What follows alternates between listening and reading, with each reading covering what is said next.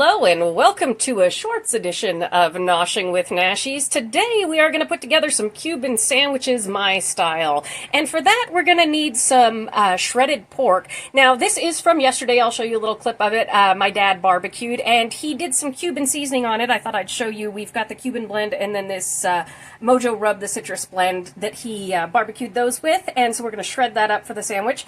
We've got some dill pickles sliced. We've got some mustard. Gonna need some Swiss cheese, some good ham, some nice French bread. You can use Cuban bread. This was what was available for us this weekend to grab, and some butter. All right, let's get started.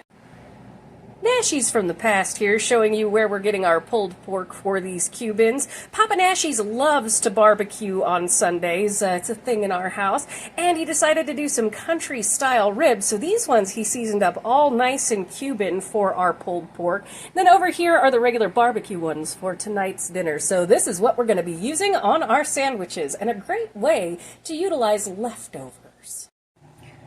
Okay, I have all my ingredients here. As you can see, I have my slices of ham. How many you have is going to depend on how many sandwiches you're making. I also have my pickles and my Swiss cheese there. Now, I cut everything lengthwise so it fits on the bread a little bit easier. And like I said, this is a French bread. I have just cut it in half here. And if you want to remove the middle like I do here on some of them, just to watch carbs and that kind of thing, that's all good. I'm going to move this to the side so we can center our sandwich. Because I want to make sure you can watch the making of the sandwich here. All right. And then in this bowl, I have our shredded pork that had that Cuban seasoning on there. So behind me on 4, I have my skillet preheating with 2 tablespoons of butter. And all we're going to do is take some of our yellow mustard and we're going to coat both sides. Like so.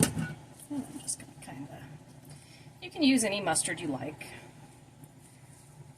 You can use more or less.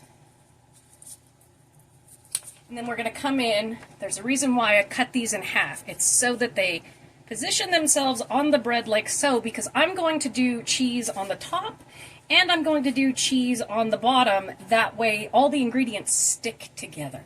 Now we're going to come in with a little bit of our pulled pork on the bottom. Which one is the bottom? That one's the bottom. Okay. Come in with a little bit of our pulled pork. I want to be generous with it. It's very good. I had the barbecue sauce version of it for dinner last night, and oh, it was yummy. All right, now we're going to come in with our ham. And again, the reason why I do this lengthwise is just so that we can get it to fit on our bread just a little bit better and it doesn't come out the sides. And then we're going to come in with 2 pickles, like so. And we're just going to top it off. Boom. And we are going to smash it a little bit because this is going to get panini'd. All right, I'll let you watch me do the other 2 in fast motion.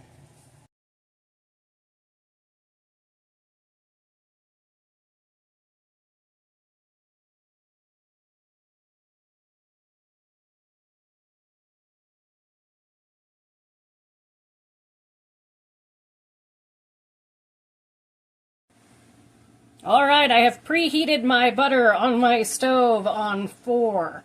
And I'm going to take these big honkin' chonker sandwiches here. These are big honkin' chonkers, and I'm going to set them down.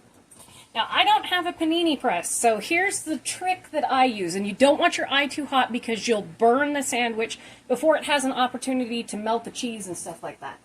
Now, you want to make sure that whatever dish you're using is oven safe. This is one of my pasta bowls, and what I actually do is I take my pasta bowl and I smash it down like this, and I just let it hang out on there.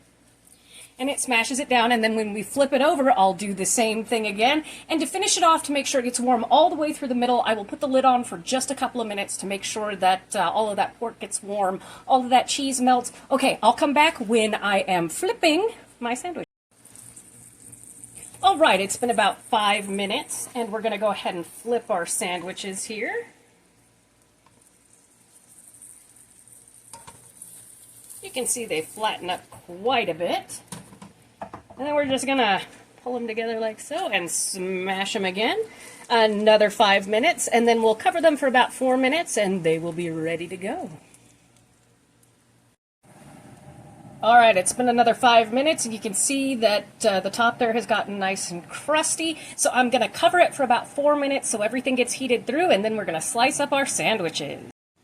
All right, there you see our beautiful crusty panini bread there. Let's give it a cut and see how it crunches. Oh, that is a nice sound. Oh yeah, we got that melty cheese all up in there. That is a beautiful cube in there. Give the other one a cut just so we can get that ASMR crunch.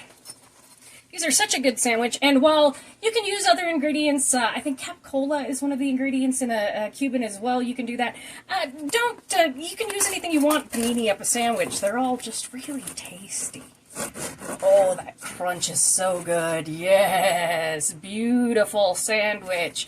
All right, well, thank you so much for joining me for this short edition of Noshing with Nashies. If you have enjoyed, please like, comment, share, and subscribe, and I'll see you in the next one. Bye.